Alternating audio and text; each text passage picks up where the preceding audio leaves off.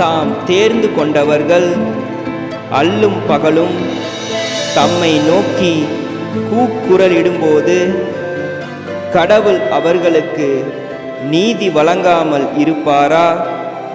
அவர்களுக்கு துணை செய்ய காலம் தாழ்த்துவாரா?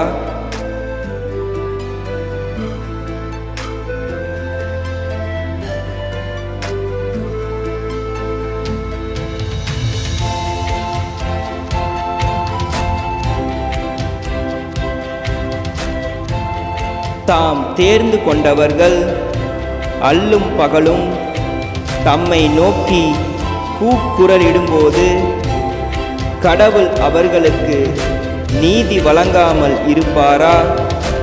அவர்களுக்கு துணை செய்ய காலம் தாழ்த்துவாரா?